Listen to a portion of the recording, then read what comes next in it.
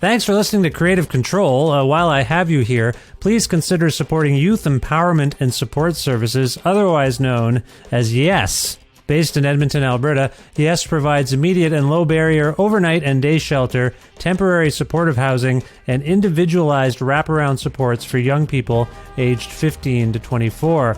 They work collaboratively within a network of care focused on the prevention of youth homelessness by providing youth with the necessary supports to stabilize their housing, improve their well-being, build life skills, connect with community, and avoid re-entry into homelessness. Learn more about how to donate or otherwise support YES by visiting yess.org.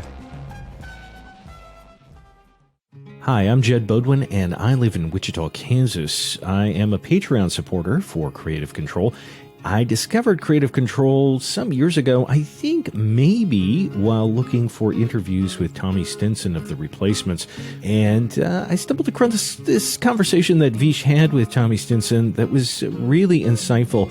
Vish held his own. I think Tommy can be a little bit of a difficult interview at times.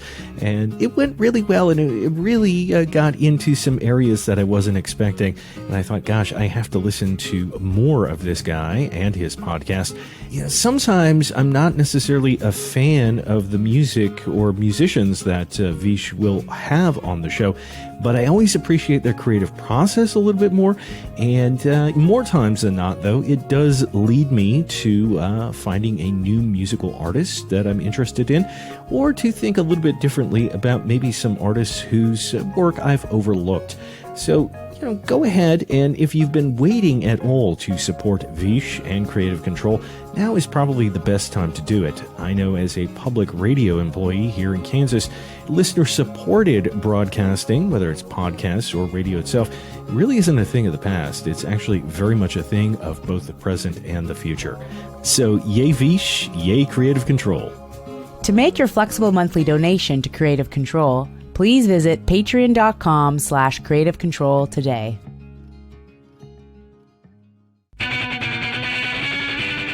Creative Control with Vish Khanna. Patton Oswalt is a beloved and prolific actor, comedian, author, writer, and once-in-a-generation talent who currently resides in Los Angeles, California.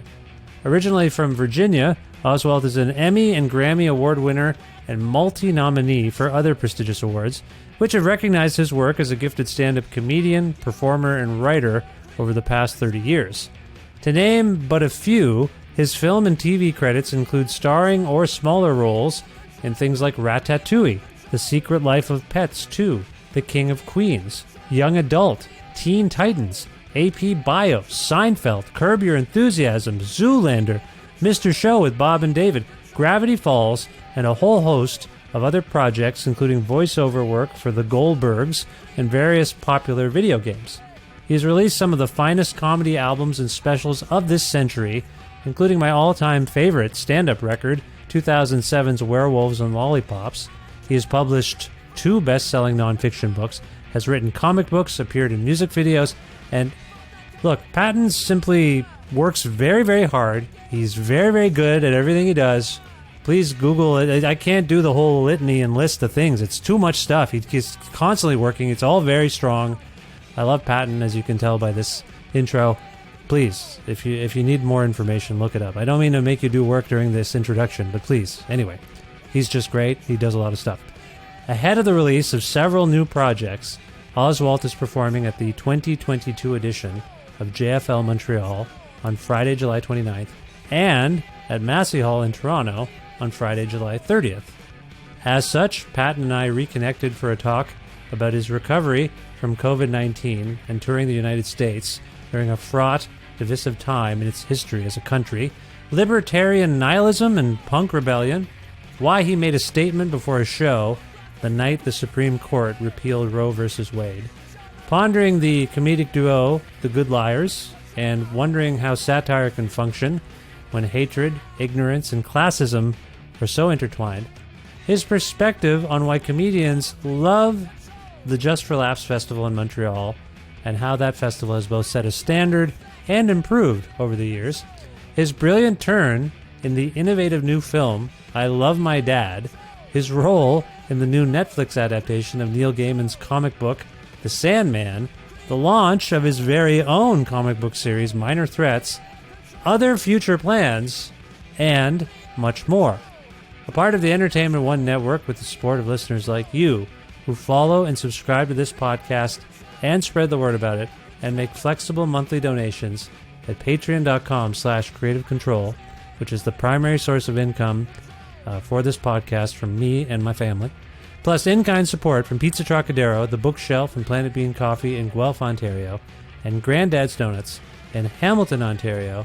This is episode 705 of Creative Control, featuring a genuine hero of mine, the lovely and talented Patton Oswalt, with your host, me, Vish Khanna.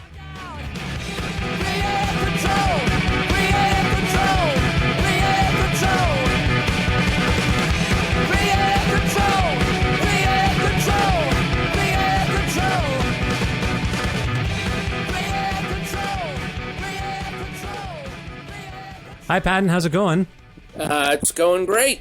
Lovely to see you again. Where in the world are you today? I'm in Los Angeles. Ah, nice. How's your day shaping up in LA there?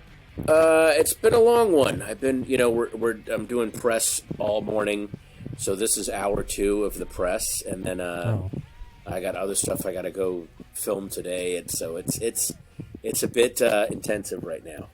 Oh wow. Okay. Well, Yeah. I appreciate you making time for me, and I see just by your current Twitter bio, I know you're up to a lot of stuff. There's a lot of stuff, and by the way, well, I hope we talk about it. I was sent a screener of "I Love You, Dad," and I watched it the other night. It's remarkable. Really, really thank fantastic. you. Yeah. Yeah, I appreciate that. Wow, thanks, man. Yeah. Well, like I say, I want to ask you about it in a moment, but Sure. I was listening to your podcast. Did you get my text there?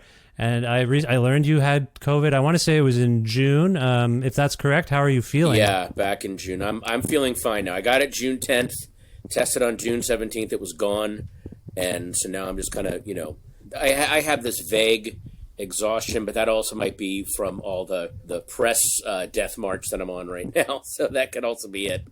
I understand. Well, I'm glad you're feeling better. Was it rough at its worst, or was it pretty okay? It was annoying. I was vaxxed and double boosted, so I didn't really get symptoms. It just felt like I had the edges of a flu for a week. And I also had to isolate in place in a hotel room in Savannah. So that was also a little crazy making, but it ended up being okay. Oh, sorry. Did this occur while you were on the road? I was filming a TV show. I've been going back and forth to Savannah shooting a TV series, so this shut me down for a week, and I had to isolate there. Oh, I see. Which Okay. was not fun. Well, I'm happy to. You sound great. You sound and look great. Oh, thank you. If I may say so, you have done some touring during this pandemic, I believe. What has it been? What has that been like for you? Given not just the pandemic, but people in your country and the state of your country, how has being back on the road been for you? I mean, I require proof of vaccination, and I strongly suggest masks at my venue, even though we're not allowed to force that now. I had to cancel a bunch of gigs in Florida right at the beginning of the pandemic because they absolutely would not let the venues ask for proof of vaccination or masking. But I think I'm a little lucky in that, I have the kind of fans that they're going to wear masks and be vaccinated anyway. They're not doing that defiant dipshittery that you're seeing a lot now. Yeah. Of no masks, no vaccines, we're living free, and then it's just a giant super spreader. So, I don't bother with that. We have this here in Canada too, the no mask mandate. And they've loosened all the restrictions. I'll tell you, from my own perspective, it's very. It's not only anxiety-inducing; it's it makes me angry. How are you? Do you have an emotional response to this, and how are you managing that? Because I could see you having shared sentiments as myself. How are you dealing with that? Well, the cognitive dissonance, if you will. I'm not handling it well. It doesn't speak well for us as a species and for us as a society that now it's just... I didn't think that pure nihilism would become what the herd was into. I thought nihilism always lived at the edges. So if nihilism is going to be how the mass of the population acts, then I don't know how much longer that's going to last as a species. Yeah. And of course, all the cases are going up, all these new variants, because all these half measures make stronger and stronger and stronger and stronger mutations. Yeah. And someone pointed out HIV takes 8 to 10 years to turn into AIDS. HPV takes 10 years to turn into cancer. We don't know what this is going to turn into in 10 years. Yeah. This is just the beginning. We don't know what the long-term effects are. And because I caught it, my wife just caught it, everyone I know's caught it, we went out of our way to try to avoid it, but it felt like everyone's like, no, I'm dragging you all in. Like, it felt like this massive nihilists were like, no, let's all just get it, and let's see who lives. Yeah. And so that decision was made for us. And it's very, very enraging. Because now I have what could be a ticking time bomb inside of me. Yeah. Because somebody wanted to go to Applebee's. Mm-hmm. That's right. There's no, I mean, we're seeing it across the board. There's no real value of other people's lives. This has manifested itself, certainly as a person of color, and, people in marginalized communities are quite used to this. It's just like you know what I'm talking about? Just the lack of empathy, the lack of caring. Right. I mean, a movement had to be called. And lack of empathy is a weird badge of courage and a weird way to show your status. Yeah. It's become a weird status thing to like, I have enough status that I don't have to care. And I need to show people that I don't care because that will show you my status and my worth. It's like there are all these rules for people, and then once people know, and I've seen a lot of this in LA, when someone's like, hey, this is the procedure, please enter to the left, exit to the right, keeps everything flowing, and then there's always one person going, but if I want to enter to the right, that's okay. Like, they have to show that they're the exception because that's how they show status, and that's how they show worth. Yeah. So once everyone was like, please wear a mask, please keep 6 feet distant. What if I don't want to? What are you going to do? You can't do anything. Yeah. So it's a little weird when there are people doing stuff now that's harmful to other people and ultimately harmful to them, and you go, why are you doing this? And their answer is, because fuck you. It's just this weird cackling nihilism that because they want to show status. Yeah. It's interesting because I've been trying to, as someone who's sort of steeped in punk and some measure of questioning authority, but also we're recognizing that questioning is meant to better everyone's life, not just, you know what I'm getting at there? Like, this is a different... I feel like they've co-opted, some of these people are co-opting ideals that I can sort of relate to the questioning, and I can relate to wanting to stand out, like you're saying, but it's for the opposite end. It's not going to better anything. Exactly. And it's very confusing because I'm like, they're boycotting. Here in Canada, we have mass protests, people going to the nation's capital. I mean, you guys have it too there. It's interesting. They're co-opting and adopting, I would say, leftist theater, but for the opposite end. It's really weird, for complete and utter destruction, not to make things better. Sorry, that wasn't a question. Well, they're also co-opting anarchy and nihilism and not understanding what either of those things mean. Yes. Nihilism from the punk scene nihilism was a reaction to, you have literally taken all hope away from me, and you've shut off, so I may as well. These are people that have choices, have avenues, and they want to shut those things off for themselves and other people. Yeah. Again, to show their status, to show that they can.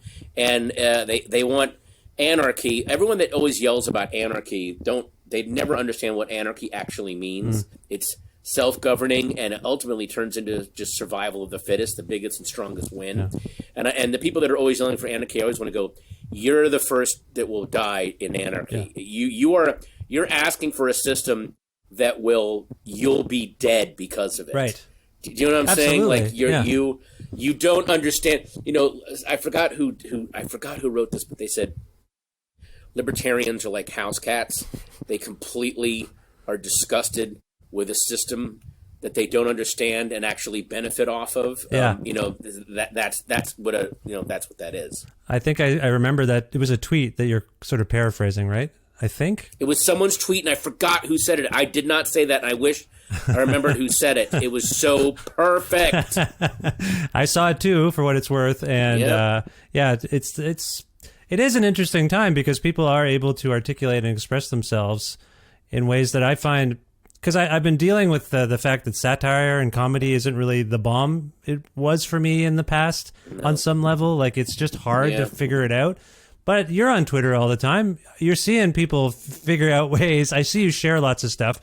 I think you're seeing that people are kind of rising to the occasion the best they can, even though it's the worst, most, doom-laden. But people have always done that. People did it during World War II with the rise of Nazism. People did it in post-World War II America with Jim Crow and these horrible pre-civil rights era that they had to live in. People found a way to make fun of and get humor out of what was going on, and people are going to find a way to do it now in the face of what looks like, if not actual Armageddon, societal Armageddon, at the hands of these people that are just grinning and laughing while they ruin things because I get to be the bad boy now, even if it means my death. Yeah, it's very bizarre.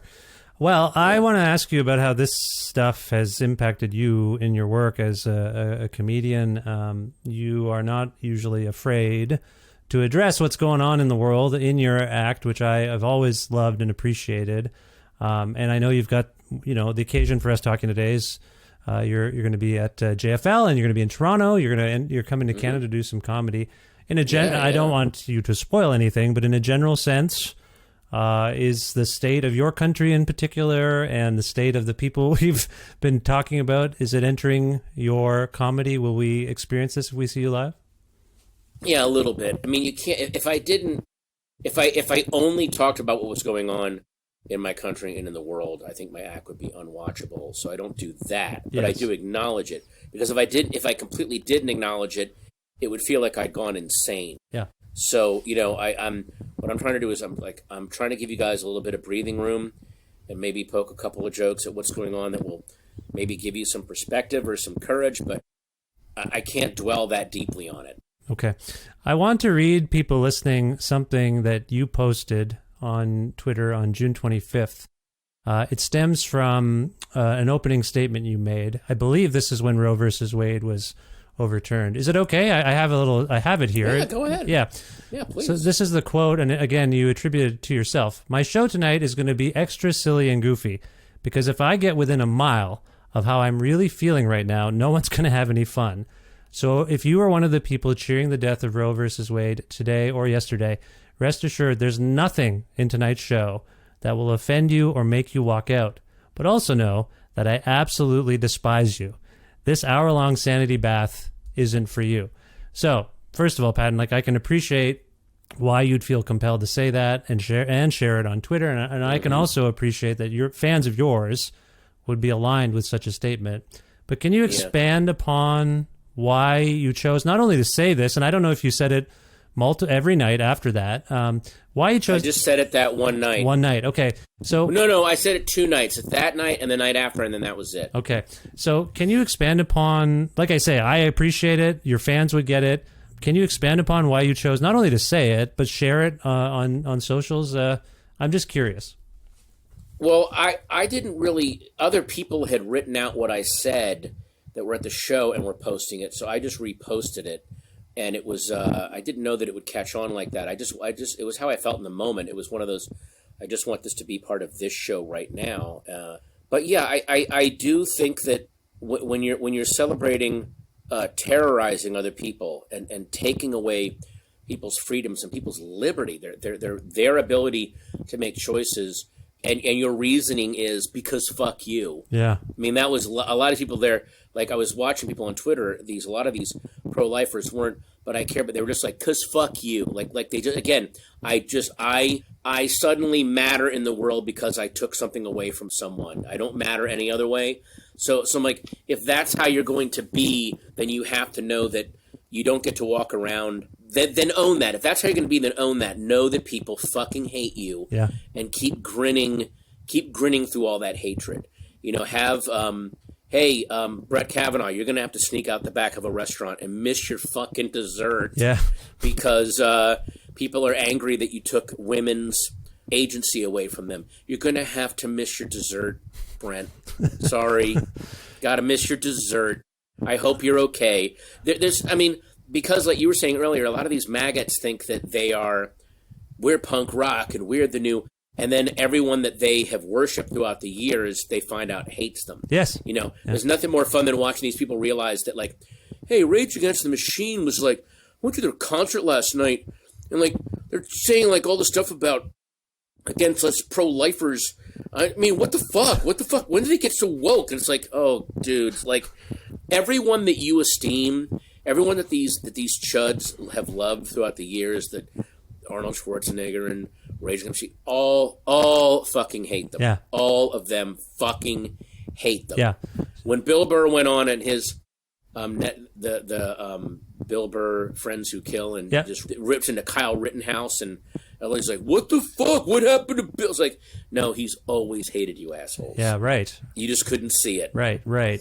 So what do we do with this now, Patton? Sorry, we're not going to solve the world's problems today, you and I. I appreciate this. No. But hell no. But when I was saying earlier about how satire and comedy and pointing out people's hypocrisy and idiocy, like, it's not doing it for me the way maybe it did 15 years ago. If I'm listening to you or David Cross or somebody kind of, belittle these folks, because it's just more than sad now.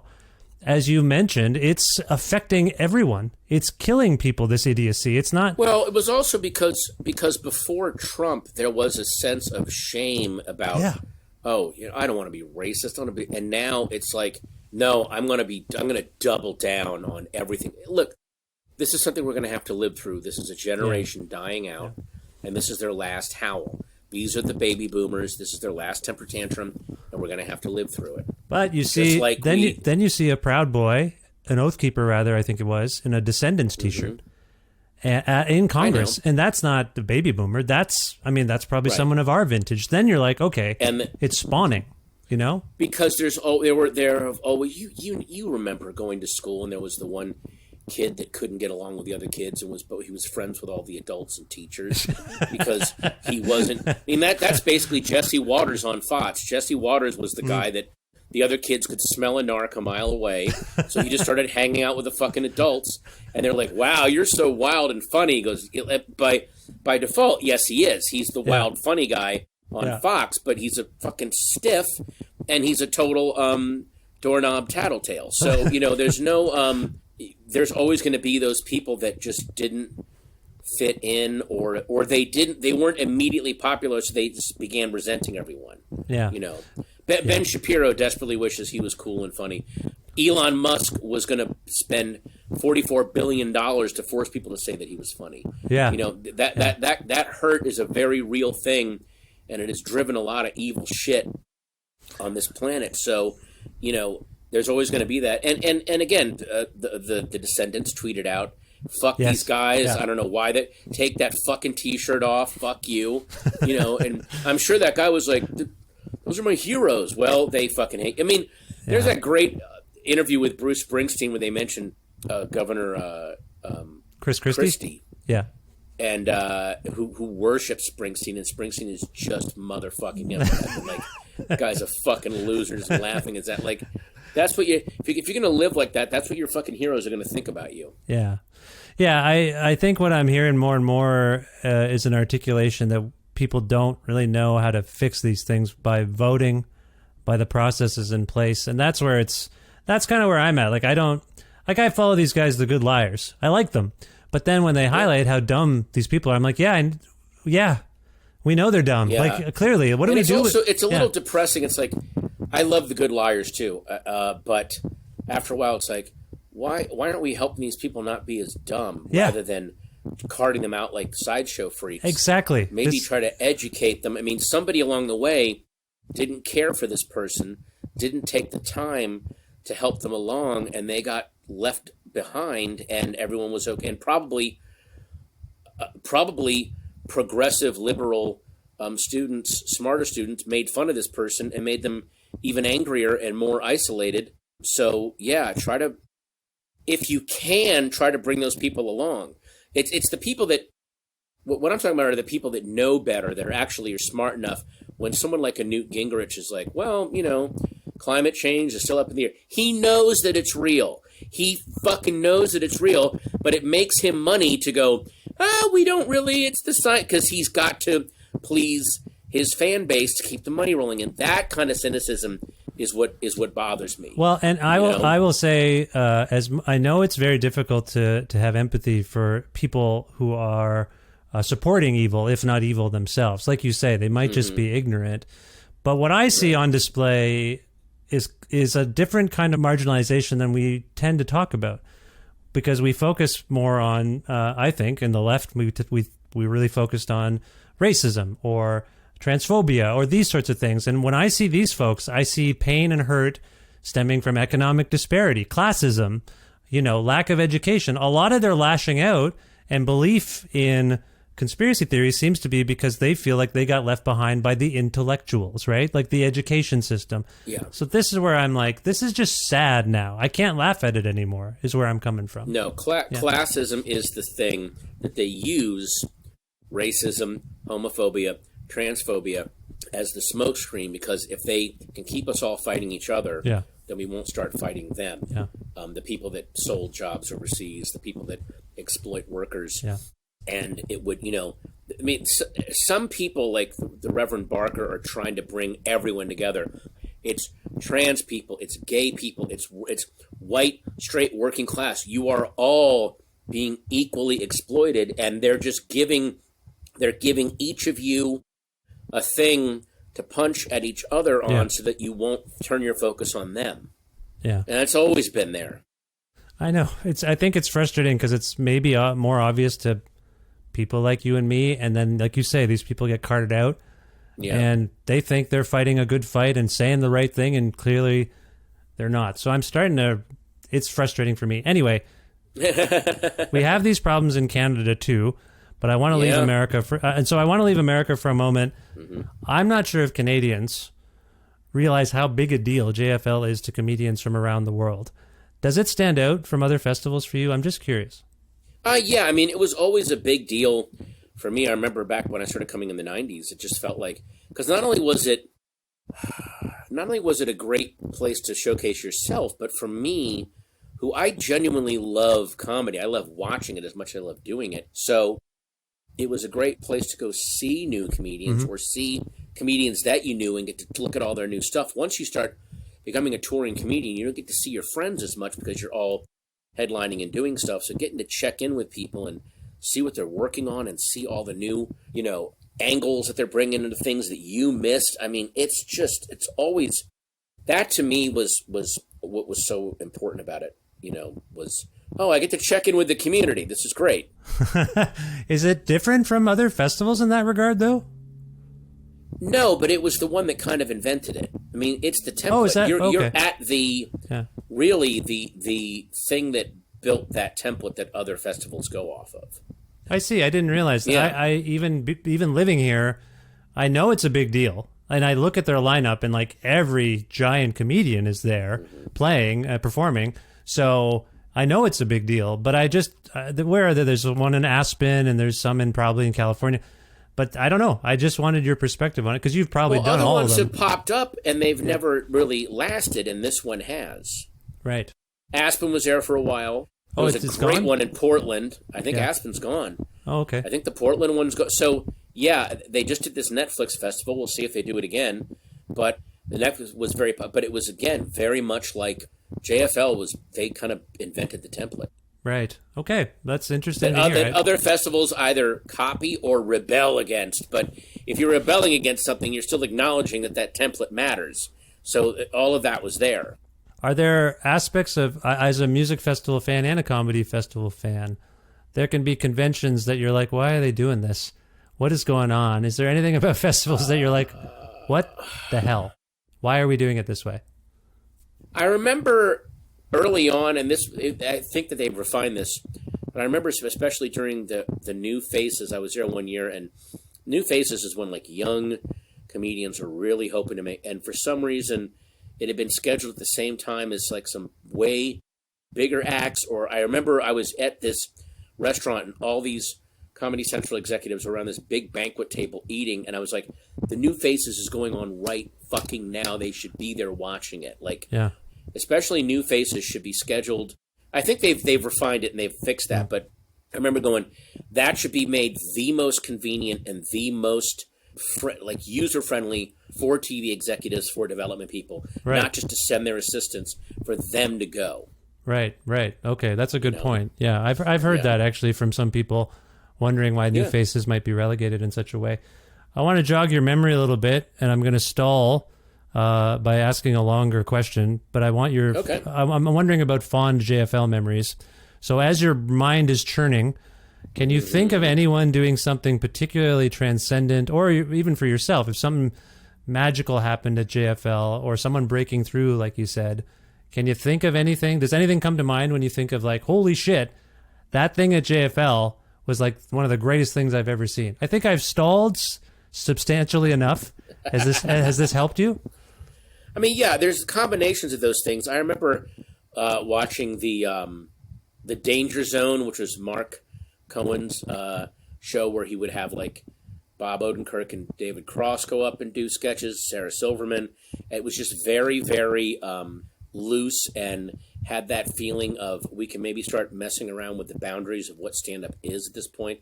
Remember Todd Glass going up on that show? Yeah. I just remember hanging out in the city with David Cross and Bob Odenkirk, and them taking me to a place called Fufu Electronique, which is this huge dance club. Yeah, And yeah.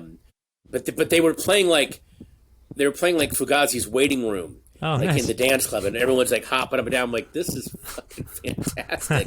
And then, and also just like being at the Delta Bar and watching like Willie Tyler and Lester talking to Dom Herrera, or watching Bob Newhart talking with Tim Allen. Like, oh yeah, we're all just kind of in this together. It was just watching different people bump up against each other was fantastic. I will say, I was asking about the significance of JFL. Montreal can't be discounted here. It is a really fantastic city. Montreal is such a walking around friendly city, Yeah. and it's very, very European in that. Let's just walk around and you feel safe on the streets, and it's great. And night, especially late at night, it's still warm, but it's not as sweltering, and it's actually better to walk around at night. Yeah, no, I love it. I miss it. I haven't been there in a while. I moved from Ontario to Edmonton, Alberta, so I'm very far away from everything. Oh wow! Oh dude. I know. You've been to Alberta, I'm sure, at some point in your life. Yeah. I've been I've been to Toronto, Vancouver, been all the way up. I've been all over like north and outside of Vancouver, like up in Yellowknife and places. Oh, yeah. like that. Wow. I don't think I've been up in Alberta. Oh, okay. Yeah, Calgary, Edmonton are this. Sorry. No, it's fine. Hopefully someday. I'd like to see you in person if possible Someday. again. Yeah. Let's get to. I mentioned I love my dad. It's wonderful. I really enjoyed this film, although it's very dark. Before we get too much further in terms of what I was thinking, can you try to summarize it a little bit in your own words for people who haven't yet seen it? It's out as we're speaking. It's out in August, I want to say. Friday, August 5th. It'll be in theaters. It's an amazing movie. It's the writer-director. This happened to him. He also stars in it as himself, a version of himself. In real life, he had cut off his father from all social media connections, blocked his cell phone because they were estranged, and is going through a lot. But the kid was still going through some really bad personal stuff. So the father, Yeah. who wanted to keep in contact with him, created a fake Facebook profile of a hot young woman so that he could stay in communication. Catfished his own son, basically. Yeah, Stay in right. communication with him. Like, again, the intention was good. The execution was, oh boy. So, and that's kind of what this movie is about. Yeah. So it's a social media story, and like I say, it's got a really dark charm to it. And I will say, so the way we've seen different TV and movies try to deal with how we interact on phones, they'll flash the text bubbles up on the screen as a graphic and all that stuff. The way the DMs are staged here is really it's really ingenious to me, if I might say. And I don't know, you. Patton, you're a student of film and media. I can't think of another movie that I've seen that is like this one. I know that sounds hyperbolic, but like I just haven't come across this way of telling a contemporary internet story, if you will. Does that resonate with you? Does this, in your history of making things, does this film and its structure kind of stand out for you? Yeah, I mean, I won't give it away, but there's a really interesting device that they use to illustrate how the texts are going and how the conversations are going. Yeah. That's pretty innovative. I'll let people discover it. But no, I've never seen anything like it. It's pretty brilliant. I mean, for you got to do a lot in this film. I feel like physically, emotionally, as a performance. Does this feel particularly? I gather it must have been draining. Was it fun? Was it challenging? It was very challenging. I'm not going to say it was fun. A lot of times when you make a really good movie, it's not fun, but it was definitely exhilarating, and it definitely kept me on my toes. Yeah. Well, I don't want to spoil anything either, and I hope we haven't. Yeah. I think it's really remarkable, and kudos to the writer, director, and the star. James Morosini is a force of nature and did an amazing job with this film. Amazing. I don't mean to ask you to do my research for me. Has he done a lot of other stuff? I wasn't familiar with him. He did one film before this that he made called 3-something that's also hilarious. But this is his first, big ensemble cast, scripted. The first movie was pretty much improvised. This is a very, very structured film. Yeah. Has to be. And is his father still with us? Father's still with us, and Father came to one of the screenings at South by Southwest and did a Q&A after. Holy shit! What was that like? It was amazing. It was. It'll be on the bonus. It's on YouTube right now. You can go look it up. I'll let you discover it yourself. Okay, it's fascinating. I will check it out. Now, as I mentioned, you've got a lot of stuff coming up. Sandman. What's going on with you and Sandman? I don't know what this is. This I haven't seen. Sandman is an amazing comic series by Neil Gaiman, who, as you know, created Good Omens and. Yep. American Gods and Coraline, just an absolute genius. And this was the thing that put him on the map, and it's been trying to be developed for decades. And Netflix, I hope, looks like they did it right. They did a big, long, 10-episode, gorgeous looking show, and I play a talking raven who is the the Sandman, Lord of Dreams, Morpheus, whatever you want to call him. Right.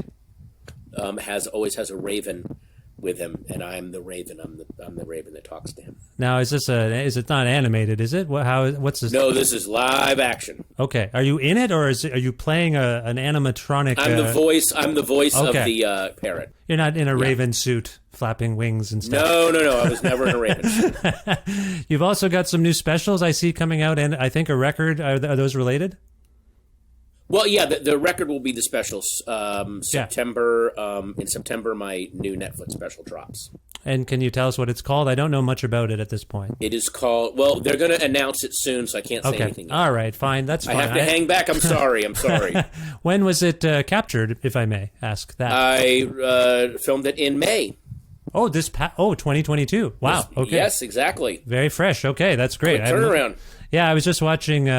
Shoot, I'm sorry. What's the name of your last special, Patton? I was kind of marathoning stuff. What's the last one? I love everything. Oh, I love that one. Yeah, sorry, I couldn't. Why couldn't I remember that? That's a fantastic. That's from 2020. I want to say. Is that correct? I believe so. Yes. Are you still hiking regularly? That was a funny. Yeah. Still hiking. Still hiking. Good. Still good doing it. Now the other exciting thing, and as a fan of punk rock myself, you've got a new comic book called Minor Threats. Is that correct? Yes, Minor Threats. That comes out August 24th. This is very exciting. I'm sure you're excited. What can you tell us about that? Basically, it is about a B-level working-class blue-collar supervillains who are, operate in a city with superheroes in its own history, and the big major supervillain, their equivalent of the Joker, kills that city's equivalent of the Batman sidekick. Oh. So now that city's equivalent of the Justice League is ripping the city apart, trying to find this big bad, and it's making life miserable for all the blue-collar working-class villains. So they're like, why don't we capture this big guy and turn him over to the superheroes so we'll get a little bit of credit, and then they'll get off our backs. So that's what the story is. And now maybe it's obvious, what is your actual role in this comic book? Wrote it. Wrote the whole thing, soup to nuts? Co-wrote it with a friend of mine, Jordan Blum. Okay, cool. And so I can't recall how many comic book series. This is a series, I'm guessing.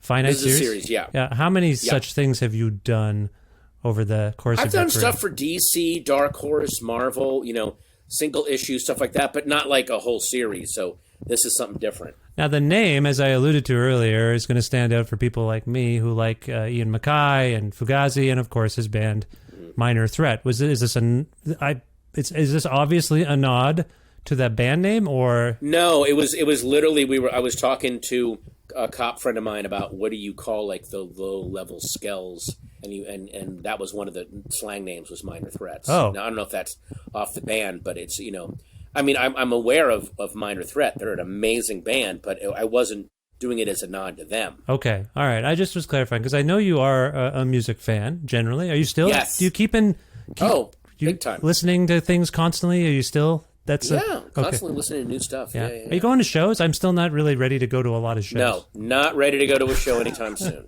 Okay.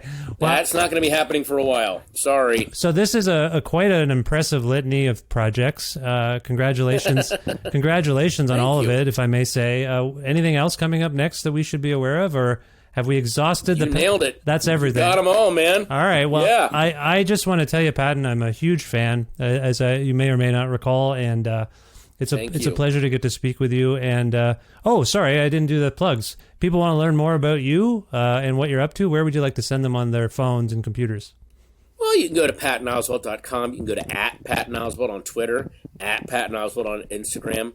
It's all there. All right. Well, and it's great. You do a great job staying on top of all that Thank stuff. you. I will say that as well. Thanks, man. Patton, I love you very much. Thank you for being on the show, and I hope we speak again soon. Thanks for having me. I hope you feel better soon, man. You too. You too. All right. Talk to you soon.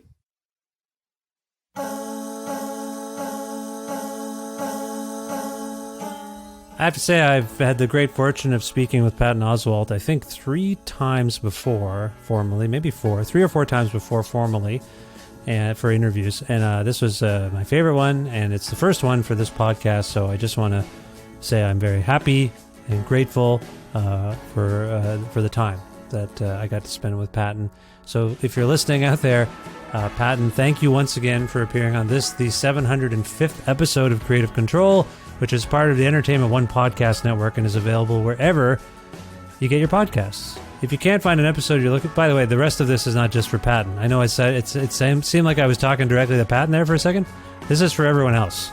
If you can't find an episode you're looking for, or if you want to learn more about me and sign up for my monthly newsletter, which I'm behind on, please visit vishkhanna.com. You can like Creative Control on Facebook or follow the show on Twitter @VishCreative, or you can follow me directly on Twitter and on Instagram @VishKhanna.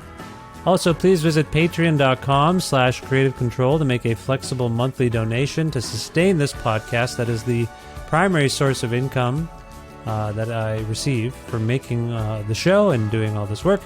$6 or more a month grants you access to exclusive content, but you can always change that if you want to go higher or lower. It's up to you. You can change it at any point. Also, if you're interested in receiving a Creative Control t-shirt, just message me on Patreon. I'll get you one while supplies last. I have just discovered I am out of the red mediums. This is just breaking news that I just discovered. Sorry. I'm not going to replenish the stock because I've had these shirts for so long, and now they're moving all of a sudden. And it's good. I'm getting rid of them. But I don't think I'm going to get more. It took so long. You know what I'm saying? I'm just going to... Do people want shirts? They want to order shirts on the internet? I think they do. Anyway, they are moving at a pretty good clip. So if you're interested, message me on Patreon, and I'll get you one while supplies last. Thanks again to Pizza Trocadero, The Bookshelf, and Planet Bean Coffee in Guelph, Ontario, respectively, and Granddad's Donuts in Hamilton, Ontario, for their in-kind support for this show. Thanks as always to my friend Jim Guthrie for letting me use music of his on the show. You can learn more about Jim at jimguthrie.org. And finally, thank you for listening to this episode, or and subscribing to it, or following it, and telling your friends all about it. All that helps spread the word about it, and helps the show grow and reach new people. So thank you for listening to this episode of Patton Oswalt. If you're unfamiliar with him, I hope you feel inclined to check out his work. It is some of the most meaningful comedy I've ever encountered in my life, and I really do adore him. I hope you check out his stuff, and if you're a big fan, I hope you enjoyed this chat and his candor. And that's it. I gotta go. I will talk to you very soon. Bye for now.